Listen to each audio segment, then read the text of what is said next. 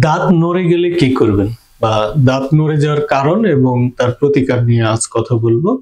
সুপ্রিয় দর্শক, আমি doctor Sumit Ranjan Basak, specialist dental surgeon এবং অর্থোডন্টিস্ট। যেটা বলছিলাম যে দাঁত নড়ে গেলে কি করব বা দাঁত নড়ে যাওয়ার কারণ এবং প্রতিকার নিয়ে আজ কথা বলছি।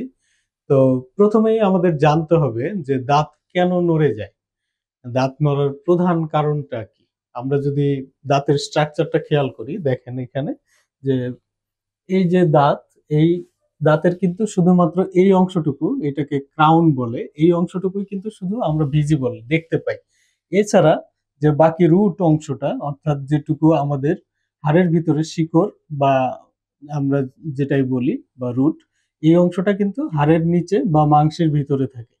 এখন যখন আমরা প্রতিদিন খাওয়া দাওয়া করি বা এমনি যে কোনো কারণেই আমরা যে খাদ্যকণা বা প্লাগ, সেগুলো কিন্তু আমাদের প্রধানত এই জায়গাগুলোতে হাড় এবং মাড়ি এবং এই যে দাঁতের সাপোর্টিং স্ট্রাকচার এবং দাঁত এর এই সংযোগস্থলে আস্তে আস্তে জমতে থাকে। এখন যদি কোনো কারণে এটি ক্লিন না হয়, পরিচ্ছন্ন না হয়, তাহলে যেটি হয়, যেটি আস্তে আস্তে পাথরের মতো রূপ ধারণ করে, অর্থাৎ শক্ত হয়ে যায়, যেটাকে আমরা বলি ক্যালকুলাস বা পাথর। এখন এটি যখন বেশি হতে থাকে, এরকম জমতে থাকে জমতে থাকে জমতে থাকে, তখন কিন্তু আস্তে আস্তে দেখা যায় দাঁতটা, এই রুটটা হাড় থেকে এবং মাংস থেকে আস্তে আস্তে ডিটাচড হতে থাকে এবং এক সময়ে দেখা যায় যে দাঁতটা, অনেক সময় দেখা যায় যে অর্ধেকের বেশি যখন চলে আসে, অলমোস্ট এরকম ময়লা জমতে জমতে, তখন কিন্তু এটি নড়া শুরু হয়ে যায়। এখন এটি একটি নড়ে যাওয়ার কারণ। এর পাশাপাশি আরো কিছু কারণ আছে, যেমন আঘাতজনিত কারণে হতে পারে বা কারো কামড়ের অসামঞ্জস্যতা থাকে। অনেক সময় উপরের দাঁত দিয়ে নিচের দাঁতে এমন ভাবে কামড় পড়ে, যেটাকে আমরা ডিপ বাইট বলি, সেটার কারণেও কিন্তু হতে পারে। এছাড়া যাদের রাতের বেলা দাঁতে দাঁত ঘষার সমস্যা আছে, সেগুলো থেকে হতে পারে। বা দাঁতে কোনো প্রকার প্যাথোলজি থাকলে, অর্থাৎ যদি দেখা যায় যে সিস্ট, টিউমার, এই ধরনের কোনো প্যাথোলজি থাকে, সেই ক্ষেত্রে হতে পারে। বা যারা মুখের ক্যান্সারে আক্রান্ত, তাদের ক্ষেত্রেও কিন্তু দাঁত নড়ে যেতে পারে। তো প্রধানত এই কারণগুলোতেই বেশি হয়। এবং অনেক সময় দেখা যায় যে ইনফেক্টেড হয়ে বা পেরিওডন্টাল অ্যাবসেস হয়, অনেকের ক্ষেত্রে দেখা যায় যে এই ধরনের যে প্লাগ জমে, এখানে ইনফ্লামেশনটা বেশি হয়ে এখানে পুঁজ জমে গেলেও কিন্তু দাঁত নড়ে যেতে পারে। তো প্রধানত এই কারণগুলোতেই দাঁত নড়ে যায়। এবং নড়ে গেলে কি করবেন? প্রথম যে কথাটা হচ্ছে যে আমাদের প্রথমে আইডেন্টিফাই করতে হবে যে নড়ার পরিমাণটা কত, অর্থাৎ প্যাথোলজির গ্রেডটা কোন লেভেলে আছে দাঁতের। এখন এই দাঁতের যে স্ট্রাকচার আছে, আমরা উপরের অংশটা দেখতে পাই, এইটুকু তো ভিজিবল না। তো উপরের অংশটাতে আমরা যখন মুভ করাই, অর্থাৎ সামনে এবং পিছনে, অর্থাৎ আপনার মুখের সামনে এবং পিছনের দিকে দিলে, যদি এটা এই মুভমেন্টটা যদি 1 মিলিমিটার বা তার কম হয়, এই মুভমেন্টটা সামনে এবং পেছনে 1 মিলিমিটার বা তার থেকে কম হলে কিন্তু এটা ফার্স্ট ডিগ্রি মোবিলিটি আমরা বলি।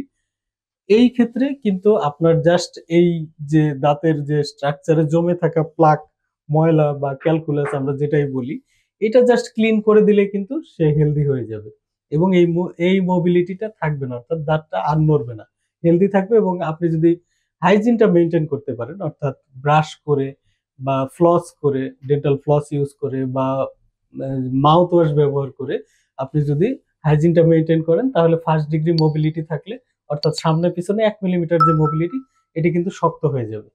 কিন্তু যদি এমন হয় যে এটি সামনে এবং পিছনে দেখা গেল যে 1 মিলিমিটারের বেশি কিন্তু 2 মিলিমিটারের কম, এই ধরনের হলে সেকেন্ড ডিগ্রি আমরা মোবিলিটি বলি। 1 থেকে 2 মিলিমিটারের ভিতরে এই ধরনের মোবিলিটি থাকলে আমরা যেটা করি, যে এই সমস্ত ক্ষেত্রে কিন্তু শুধুমাত্র এই ক্লিন করে বা এই স্কেলিং পলিশিং এর মাধ্যমে এটি হেলদি করা সম্ভব না। সেই ক্ষেত্রে আমাদের কোনো কোনো ক্ষেত্রে দেখা যায় যে রুট ক্যানাল যে আছে, সেটিরও এই ট্রিটমেন্টের প্রয়োজন হয়, অর্থাৎ রুট ক্যানাল ট্রিটমেন্ট প্রয়োজন হয়। এবং একই এর সাথে সাথে আমরা স্প্লিন্টিং করি, অর্থাৎ পাশের দাঁতের সাথে এগুলোকে অ্যাটাচ করে দিই, যাতে মোবাইল টুথটা শক্ত হওয়ার একটা সাপোর্ট পায়। এবং এটি বেশ কার্যকরী পদ্ধতি। এবং এর সাথে সাথে আরো কিছু পদ্ধতি আছে, রুট প্ল্যানিং, কিউরেটিস, সেগুলো অ্যাডভান্স প্রসিডিউর করলে কিন্তু এই সেকেন্ড ডিগ্রি মোবিলিটিটাও আমরা কিন্তু স্টেবল করতে পারি। অর্থাৎ নড়ে গেলে ফেলে দিতে হবে এমন না, কিন্তু নড়ে গেলে ফেলে দিতে হবে তখন যখন এই দাঁতটাকে ধাক্কা দিলে সামনে এবং পিছনে 2 মিলিমিটারের বেশি, অর্থাৎ 2 মিলিমিটারের চেয়েও অনেক বেশি মোবাইল হয়ে গেল, সেই ক্ষেত্রে কিন্তু আপনার এটাকে থার্ড ডিগ্রি মোবিলিটি আমরা বলছি। অর্থাৎ তখন দাঁতের ফিউচার আর নেই, এটি তখন আর থাকবে না। অর্থাৎ এই সাপোর্টিং স্ট্রাকচারটা দাঁতকে আর সাপোর্ট করছে না হাড়ের ভিতরে বসে থাকার জন্য। সেই ক্ষেত্রে কিন্তু আপনার যেটি করতে হবে যে এই দাঁতটির আর ফিউচার নেই, এটিকে ফেলে দিয়ে আবার রিপ্লেস করতে হবে। কাজেই দেখা গেল যে নড়ে গেলে কিন্তু ফেলে দিতে হবে না। যদি গ্রেডিংটা প্রথম দিকে থাকে, ফার্স্ট ডিগ্রি সেকেন্ড ডিগ্রি, তাহলে কিন্তু আপনি খুব সুন্দরভাবে দাঁতটাকে সেভ করতে পারবেন। তো কাজেই যখন প্রাথমিক অবস্থায় থাকে সেই অবস্থায় যদি আপনি ট্রিটমেন্ট নেন, অর্থাৎ ফার্স্ট ডিগ্রি মোবিলিটি যখন আপনি বুঝতে পারলেন, বিশেষত নিচের সামনের দাঁতগুলোতে এই সমস্যাটা বেশি হয়, এই ক্ষেত্রে কিন্তু আপনার খুব সুন্দরভাবে এই দাঁতটা শুধুমাত্র স্কেলিং পলিশিং এবং আপনার মুখের পরিবেশ ভালো করেই আপনি রাখতে পারবেন। এর পাশাপাশি যে কথাটা যে প্রতিরোধ করবেন কিভাবে, এই প্লাগ বা ক্যালকুলাস এগুলো প্রতিরোধ করার উপায় কি? এটি প্রতিরোধের উপায় হচ্ছে, আমি যেটা বারবার বলি যে নিয়মিত ২ বেলা ফ্লোরাইড যুক্ত টুথপেস্ট দিয়ে দাঁত ব্রাশ করবেন এবং একই সাথে মাউথওয়াশ ব্যবহার করবেন এবং দাঁতের ফাঁকে জমে থাকা খাদ্যকণা পরিষ্কার করার জন্য অবশ্যই ডেন্টাল ফ্লস ব্যবহার করবেন। আর কাঠি দিয়ে খোঁচাবেন না।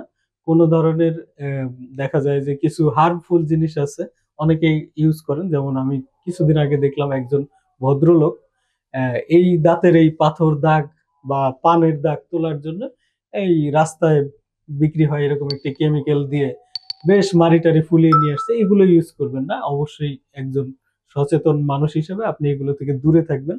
একজন চিকিৎসকের পরামর্শ নিবেন এবং সেই অনুযায়ী চিকিৎসা করবেন। তাহলেই ভালো থাকবেন। সবাই ভালো থাকবেন, সুস্থ থাকবেন। ধন্যবাদ।